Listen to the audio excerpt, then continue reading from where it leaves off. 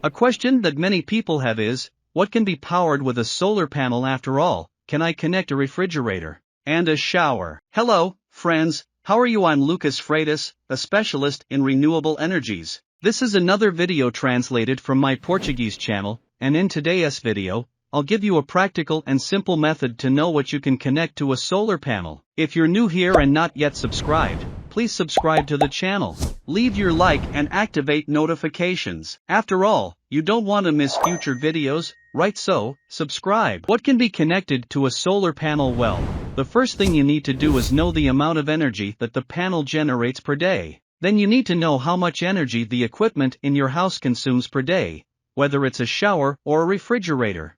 Don't worry, I'll explain in detail how to make these calculations. The solar panel is one of the devices responsible for generating energy, using sunlight to generate electrical currents that are converted for use in homes, businesses, and constructions in general. Aspects such as the panel's power, installation area, sizing, size, inclination, climatic factors, shading, and others are responsible for calculating the average consumption of solar panels. With a good amount of received light, especially because we are situated in a territory with a high level of solar irradiation, it is possible to establish an absorption efficiency of at least 20% of all received luminosity. Additionally, the volume of energy converted by the photovoltaic solar panel will be determined by the daily peak sunlight period, meaning on cloudy or rainy days, its efficiency will be lower.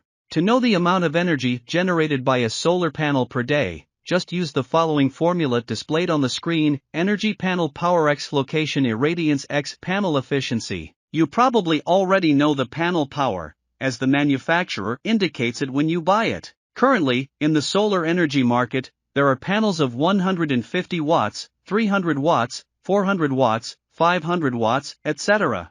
In this video example, I'll choose a 500 watt panel, like the one you see here. The location's irradiance is a number you can identify in each region. You probably already know that solar irradiance is not uniform worldwide, and each region's sun behaves differently. Some regions have more intense sunlight, while others have less. This number is like the power of the sun in each region.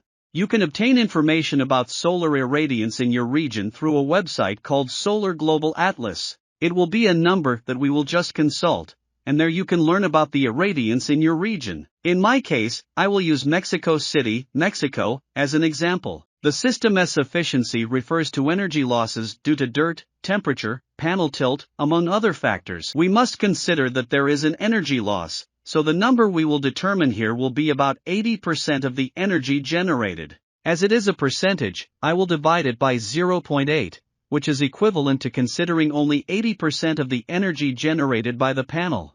Now, let us do the calculation. Just use your calculator. The panel power is 500 watts, multiply it by the irradiance. To know this irradiance number, follow the steps below. Access this website called the Global Solar Atlas. Enter the name of the region you want to know information about. In my case, it's Mexico City. Click on the city's name, and a symbol appears. Click on it. In the arrow next to it, select per day and then click on Open Details. Perfect. Various information about the solar irradiance in Mexico City appeared. The number we will use is global tilted irradiation at the optimum angle, which is around 6.24 kilowatts per square meter per day. Now that we found the irradiance value, replace it in the formula. Power, which is 500 watts multiplied by irradiance, which is 6.24. multiplied now by 0.8, which is the efficiency factor. If you calculate it correctly, you will get the number 2,496 watt-hours of energy per day. Great!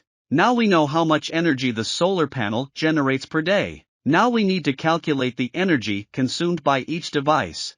In this example, I will calculate the energy consumed by the shower, refrigerator, and air conditioner. Take your calculator and do the calculations with me. In the case of the shower, let us assume it has a power of 5,500 watts, and you take a shower for approximately 20 minutes per day. To convert minutes to hours, simply divide by 60, as each hour equals 60 minutes. Therefore, 20 divided by 60 will result in 0.33. Now, just multiply the values, shower power 5500 watts by the duration in hours 0.33. This will give you a value of 1815 watt-hours per day. And now, to find out if the solar panel can or cannot support the consumption, just compare the energy generated by the panel of 2496 watt-hours.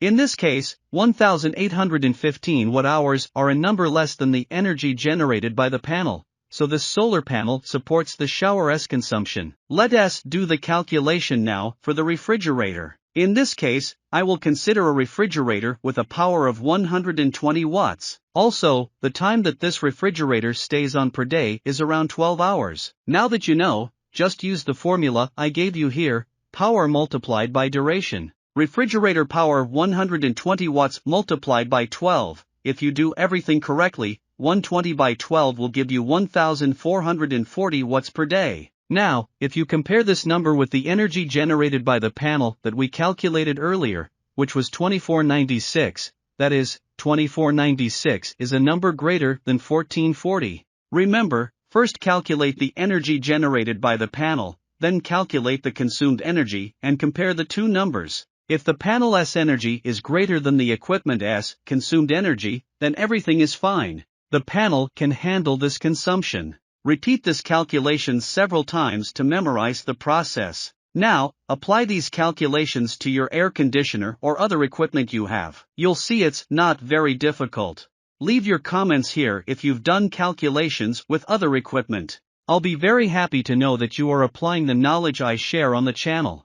For now, I say goodbye. A big hug and until the next video. Goodbye.